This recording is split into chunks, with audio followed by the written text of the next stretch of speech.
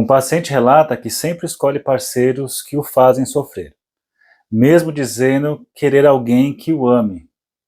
Como é que você escuta isso na sua clínica e como é que você maneja isso? Alguns trabalham da seguinte forma: olha, você precisa se valorizar, dizendo isso para o paciente, para o analisante, ou então você precisa se amar em primeiro lugar, ou o que está muito na moda, você foi acostumado com relações tóxicas, por isso busca isso. São 3 exemplos que eu trouxe aqui, em que nada se refere ao que é um tratamento psicanalítico. E nesse vídeo eu quero te mostrar como um psicanalista escuta, pensa e intervém a partir desse exemplo inicial. A ideia-chave aqui é a sentença lacaniana que diz: o desejo não é articulável, mas é articulado. Ou seja, o desejo não é articulável porque ele não pode ser dito diretamente. Não tem um significante que o represente totalmente. Mas o desejo é articulado, ele se mostra através da linguagem, nos efeitos do discurso, nas entrelinhas, nos restos de fala. Se ainda não ficou clara essa diferença do desejo articulável e do articulado, eu vou aprofundar mais um pouco. Quando eu falo o desejo não é articulável, isso significa que não conseguimos expressar o desejo plenamente em palavras. O desejo em Lacan não é simplesmente querer algo concreto. Ele é estruturado em falta, e essa falta é estrutural, ou seja, nunca se preenche completamente. Aquela ideia de mostrar na análise, olha, você deseja isso, não é assim que funciona. Não teria como saber isso, porque, mais uma vez, o desejo é estruturado em falta, e essa falta nunca se preenche. Como o desejo é sempre desejo do outro, ele escapa a uma nomeação direta, ou seja, o sujeito nunca sabe exatamente o que deseja. Sempre é algo que escapa, que não se traduz. E aprofundando um pouco mais do porquê o desejo é articulado, bom, apesar de não ser completamente dizível, o desejo se articula na linguagem. Ele aparece nos sintomas, nos atos falhos, nos lapsos, ou seja, nas formações do inconsciente. Ele se manifesta através da fala, da linguagem, mas nunca de forma total. O desejo se articula via significantes, mas nenhum significante dá conta dele por completo. Pensando na prática, o desejo do sujeito nunca aparece diretamente. Por isso que na prática, o analista não busca interpretar o desejo dizendo o que você realmente quer é isto, mas cria espaço para que o desejo se articule no discurso do paciente.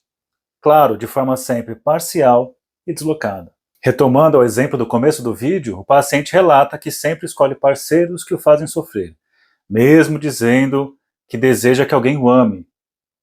O desejo aqui não se articula diretamente com quero sofrer, o que faria dessa análise uma análise selvagem, uma psicanálise selvagem, você quer sofrer. Então, por isso, mais uma vez, o desejo não se articula diretamente como quero sofrer, mas se articula em sua repetição inconsciente, nas escolhas dos objetos de amor.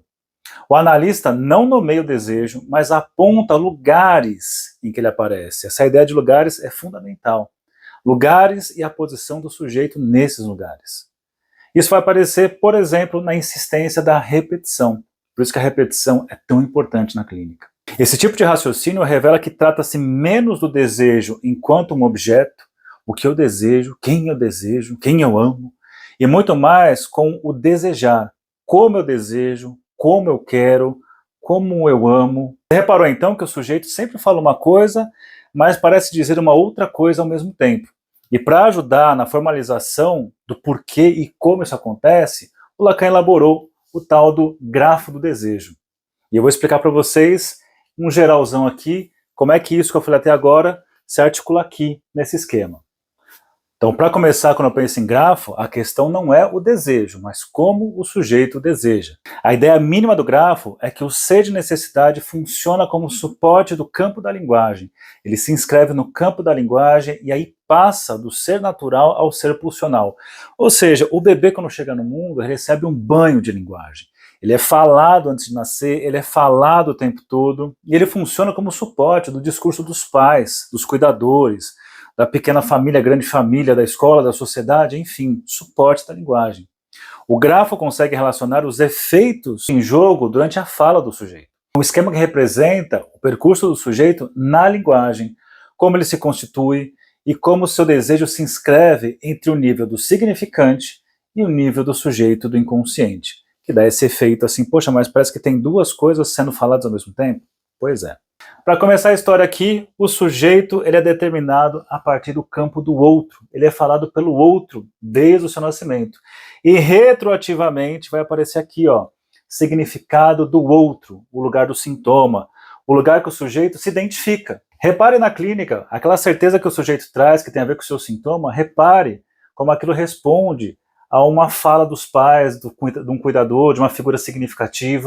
O sujeito se identifica com esse significante colocado pelo outro e entende que este é o significado do outro. Esse, então, é o seu sintoma, que vai ter relação direta com o seu narcisismo, aqui, a imagem de A, ou o eu ideal, e relação direta também com o ideal de eu. Aquilo que eu devo ser, os ideais que eu preciso alcançar, e ao mesmo tempo sempre sou insuficiente. Então aqui nesse ponto, é o ponto do sintoma, é o ponto que o sujeito chega no nosso consultório contando quem ele é, a determinação via esse outro, a que esse sintoma responde a esse outro, que lugar numa posição de imagem ele se identifica, que lugar numa posição significante ele se identifica e seus ideais. Essa é a primeira camada, esse é o primeiro andar. A subida para o segundo andar tem a ver com o questionamento de será que sou isso que o outro diz? E veja, no primeiro momento, muitas vezes o sujeito nem questiona que o outro diz que ele é. Ele só chega com a certeza porque ele está aqui nesse lugar, significado do outro, já se identificou com esse lugar. Na arqueologia desses significantes, o sujeito se depara com esse discurso do outro, e aí questiona, mas será que sou isso que o outro diz que sou? Aí eu tenho a passagem para o segundo andar. E veja, apesar de eu falar que passa para o segundo andar, que tem um corte, como o Lacan disse e eu mostrei aqui para vocês, isso tudo acontece ao mesmo tempo quando o sujeito fala. Então nesse primeiro andar eu montei o que é o eu no sentido de ego, no sentido que o Lacan chama de moi, como eu me penso, como o sujeito se pensa via consciência. Se parasse aqui, maravilha, a clínica seria isso. Reforçamento do eu. Será que você não precisa se amar primeiro? Será que você não precisa amar melhor? Seria nesse nível de que não tem uma outra significação que possa acontecer em paralelo. Tudo se resolveria aqui. Mas quando tem o questionamento, graças a uma análise ou algum evento na vida do sujeito, que ele questiona, sou aquilo que o outro diz que sou? Aí tem a passagem para esse segundo andar. Aqui vai aparecer o eu num outro nível, não desse eu, ego, mas no eu no sentido de G. Aqui o sujeito assume o ato de fala. Aqui ela é falado. Aqui ele fala. E o que está rolando na linha de cima aqui? Ó? Perceba, uma linha escrita gozo, chega no lugar que está S riscado, S barrado, nessa relação proximidade e distância de D, que é a demanda, que é a marca do sujeito naquele momento mítico de ser de pura necessidade, que tinha um outro que atendia exatamente às suas necessidades, sem que ele precisasse pedir nada. A questão é que quando ele demanda, quando ele precisa pedir, algo se pede, porque ao demandar, eu preciso utilizar os significantes, as palavras do outro. Ao falar, algo falta. Por isso que muitas pessoas não querem ir para uma análise, querem ir lá para um psi que vai dizer assim, o que ela é, o que ela tem que fazer, que protocolo tem que seguir, porque ela não precisa falar, porque ao falar, algo vai ser perdido. E quando algo é perdido, tem a ver com essa relação, com essa dimensão inicial aqui, gozosa, de completude. Então, nessa linha aqui do gozo, eu tenho a chamada perversão do instinto. Por conta da passagem da necessidade sempre assistida, passar ao pedido ao outro, a demanda e a insuficiência da linguagem a utilizar os significantes que possa pedir ao outro aquilo que eu quero. Uma fase, a criancinha ali, a mãe sempre satisfaz, sim, que a criança precisa pedir. Chega uma hora que a criança tem que pedir e a criança até fala assim, mãe, o que eu quero? Ô pai, o que eu quero? Porque eu não sei exatamente o que eu quero utilizando os significantes que eu sou obrigado a utilizar. Então percebe porque essa passagem da necessidade para a demanda tem uma insuficiência, gera um resto, que isso tem a ver com o desejo aqui, D com letra minúscula. E nessa pergunta, o que eu quero? Olha só, aqui eu só queria que você dissesse o que eu tenho que fazer, aqui o sujeito começa a interrogar sou ou não sou, ser ou não ser, e pergunta para o analista, então, o que eu quero? O que eu desejo? Faz essa pergunta e o analista devolve, o que queres? O que voi? Bom, nesse movimento de retração, a partir dessa insuficiência da pergunta, eu tenho aqui SA cortado, abarrado, significante da falta no outro. o que falta nesse outro, o que ele quer, o que ele deseja. Veja que se tivesse uma resposta aqui, o que esse outro deseja, uma resposta ao que ele quer, não precisaria nem ter subido de andar o grafo, se resolveria aqui. Mas a coisa não resolveu aqui e subiu. E o sujeito faz isso por quê? Porque não pode suportar a ideia de que o outro é faltante. Se o outro tem falta, não tem o outro que me dê garantias, que garanta a minha existência, a minha segurança, que me livre do desamparo. Constatar que o outro é faltante é constatar o meu desamparo. Bom, mas ele continua nesse lugar da sondagem. Como é que eu posso preencher essa falta no outro para não constatar que o outro é faltante? E nessa hora, acontece aqui, ó, S barrado punção de A. O sujeito se põe no lugar de puro objeto para tamponar a falta no outro, ser o significante da falta do outro.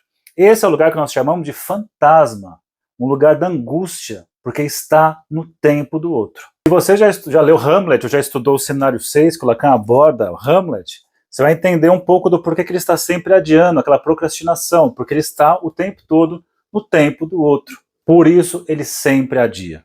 Agora, retomando o caso clínico, numa situação clínica, uma mulher que se diz sempre deixada, né? Mulher que sempre era deixada.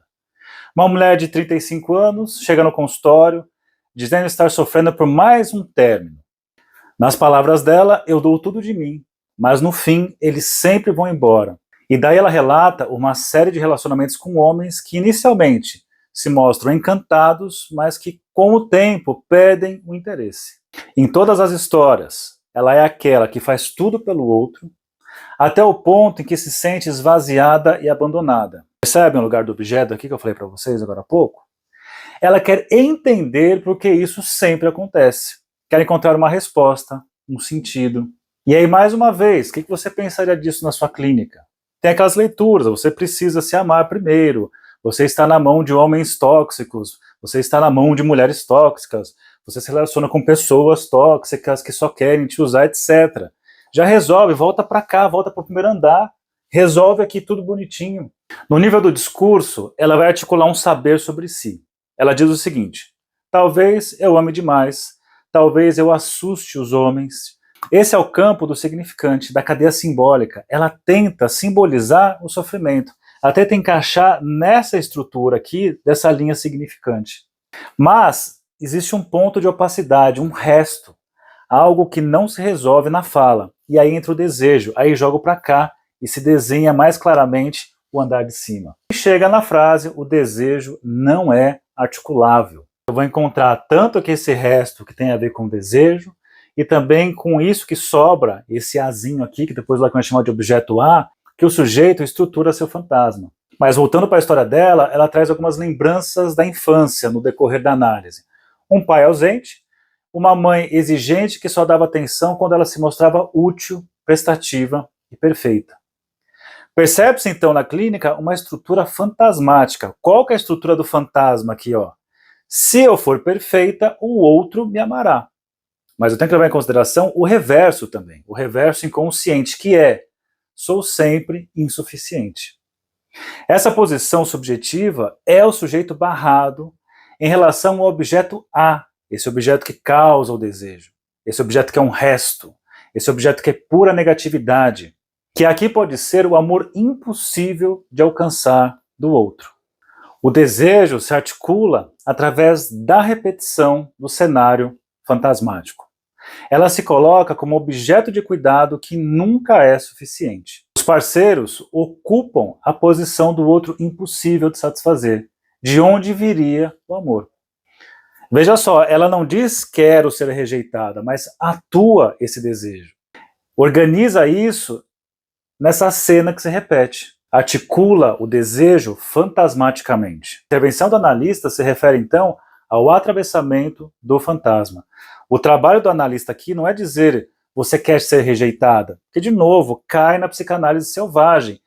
Cai aqui nesse lugar o que eu quero, o analista respondendo, você quer ser rejeitada.